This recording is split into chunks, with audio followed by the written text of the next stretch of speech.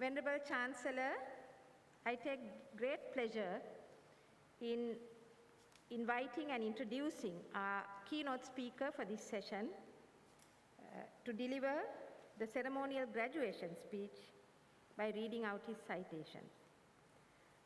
Dr. Rohan Fernando is a director on the main board of Aitken Spence PLC since 2005 and is currently responsible for the Plantation segment and business development of the group, covering sustainability, business development, and branding.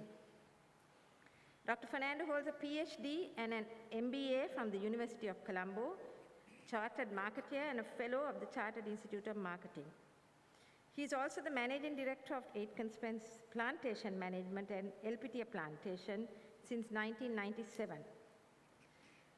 Dr. Fernando was the first chairman of the United Nations Global Compact Network, Sri Lanka, a former president of the Chartered Institute of Marketing, Sri Lanka chapter, and currently the president of the newly formed Palm Oil Industry Association. Dr. Rohan Fernando, the floor is yours.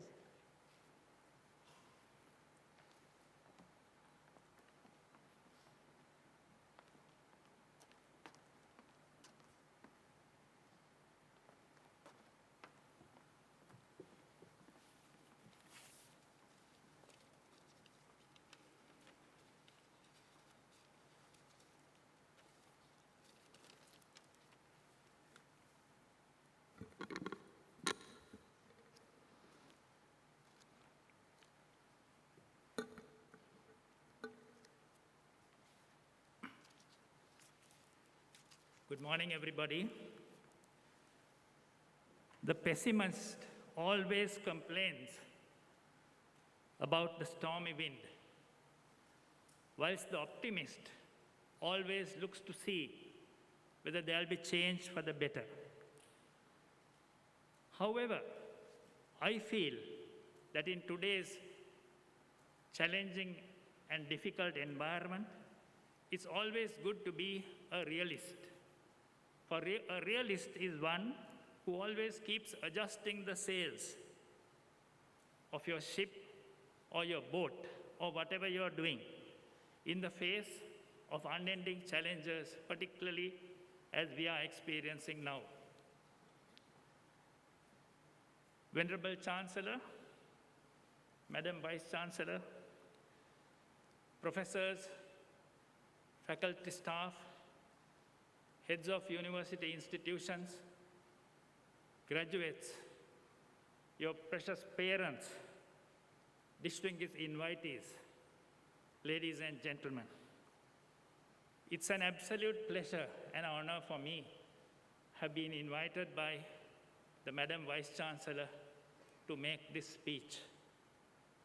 Nothing has ever given me such pleasure and a privilege to stand before you today to speak for this 10 minutes. My dear graduates, today is your day.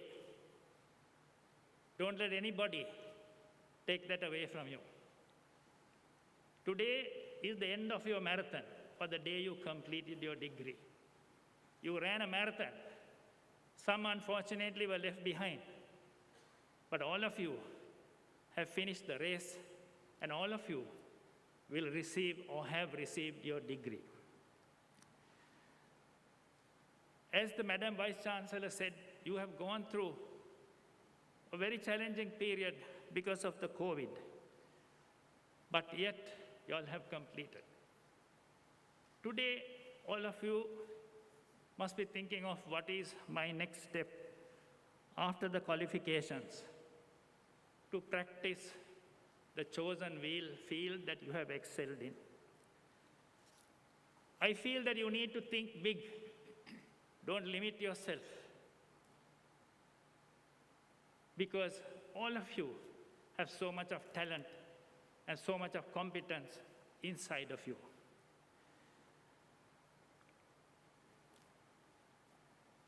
This degree gives you the license to operate your chosen profession as an Ayurvedic doctor or a Unani doctor or in terms of your degree in technology. Everybody will look to you as an expert. Expectations in situations like this is high from both sides. Expectations is high from you because you're not sure or you're contemplating on your next step. Expectations are also high from those around you because others are also expecting to which level you will go to. What is your next step?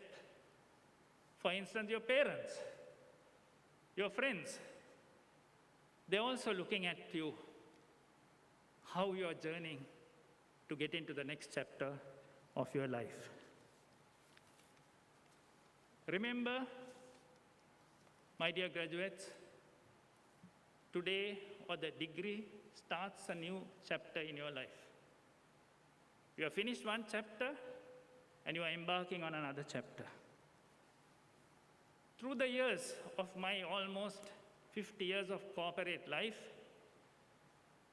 I have made mistakes. I have learned lessons, but I have learned from those mistakes. But there are a few things that have helped me in my own journey. There are several, but to want of time, I like to share with you 3 truths or 3 qualities which I feel you need to develop and which you may not find in textbooks.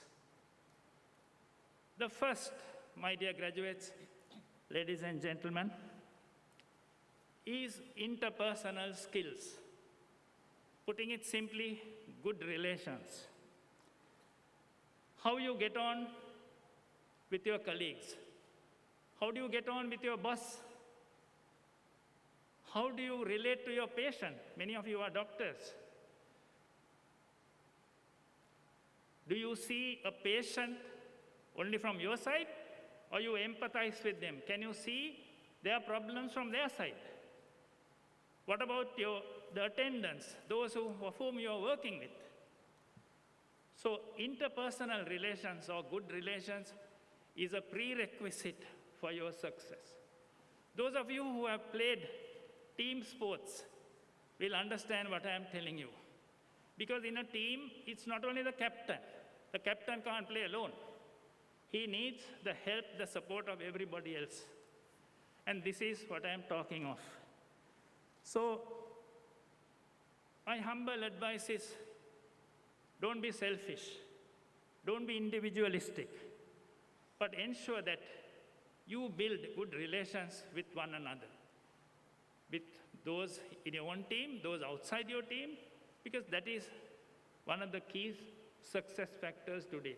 I have seen the most competent people fall on the wayside because of poor interpersonal relations. The next truth which I want to share with you is commitment and professionalism. Commitment and professionalism. Commitment to your job and to be a professional. I also read your head of your Institute of Indigenous Medicine, Professor Paranagama's message speaking of professionalism. Remember, a professional, which you are, is not a labor. It is for others to look at you as a professional. It is their description of you that makes you a professional, not you are calling yourself a professional. I can't call myself a professional. Do you consider me a professional? Is the question I must ask myself. In the same way, all of you have passed out today with a degree, and you all are in a profession. A doctor is a professional, a lawyer is a professional, an IT graduate is a professional. But are they acting as true professionals? What is a true professional? Do they put the profession to shame by what they do? There are codes of conduct. Some are written, some are unwritten. But the way, when you go out to your next chapter, how you act as a professional, like enunciated by your own professor in the Ayurveda Institute, is an important thing for you to ponder. Then your commitment to your job. Today, there are young people who start a job, they don't like the boss, they leave the next day. Then they go to another job. They don't like somebody else, they want to leave the country and go. This is not professionalism. This is not commitment. I can tell you this through my own experiences. I work with a lot of young people through my 48 or 49 years of life. Many qualified people, but who very easily give in, who are not committed to what they have been committed to in their qualifications. So don't let that happen to you, my dear graduates. Be a professional. Let everybody look up to you and say, there goes a professional. Whether you're from the indigenous medical profession or the Unani profession, or if you are a Bachelor of Technology in the agriculture sector. My next and last point is humility. Humility. Humility is not thinking of yourself less, but thinking more of the other man. Today, a sad situation in this country is that everybody puts their ego or their pride before themselves. So we all need to humble ourselves. All of you need to realize today that your qualifications is not everything. All of you need to recognize that there are unqualified people out there whom you'll be working with, who may be more competent and more educated than you. So you need to humble yourself to accept them. That's what I'm simply saying. I'm not putting you down. All I'm saying is that whilst you have a qualification, you need to recognize other individuals and humble yourself to be able to get on with others. I can tell you many unqualified people. The person who have taken Sri Lanka's one and only brand, Dilma, Rohan Fernando, no formal education. My own boss, Mr. Harry Jayawardena, no formal education. Dhammika Pereira, no formal education. I had the pleasure of working under General Ranjan Wijeyaratne, to me, one of the best administrators in the country. No formal education. In a lighter vein, I can tell you, I am a 3 times O-level man. I attempted my O-level 3 times. But somehow, by the grace of God, I am here. So this is what I want to tell you. You all are all qualified people. You are all competent people. But please be humble. This country needs humble people. Humility is the hallmark of a human being. Finally, before I conclude, remember those who brought you here. Your parents, your brothers, your sisters, your neighbors, the bus driver who may have brought you sometime, or the 3-wheeler guy, the people who made tea for you in your lecture halls. Do you remember them even? Particularly people like your parents would have made so much of sacrifice. Then those in the faculty, your professor, your lecturer, your trainee lecturers, those of you who have brought you here today.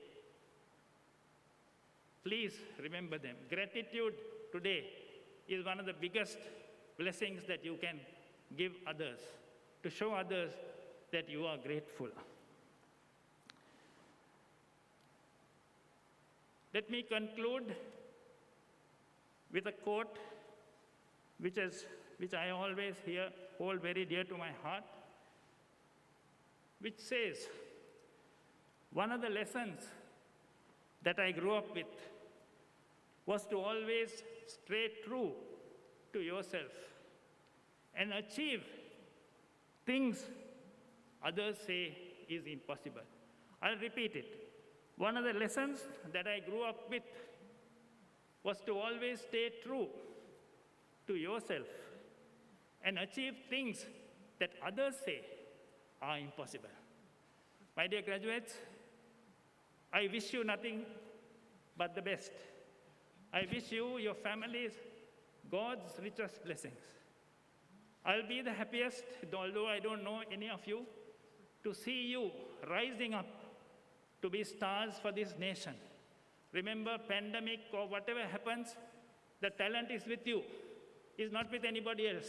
It's how you make it, how you adjust your sales, and how you meet the challenges with the competence that you have already acquired.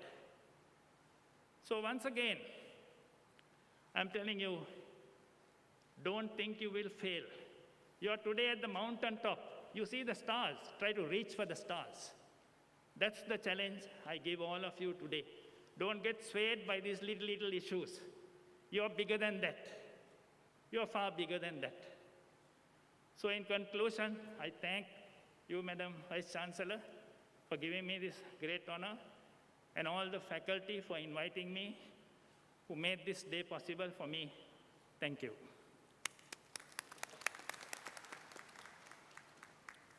Thank you very much, Dr. Fernando, for those inspiring words. And may I request Venerable Chancellor to please hand over this token of appreciation to our guest speaker.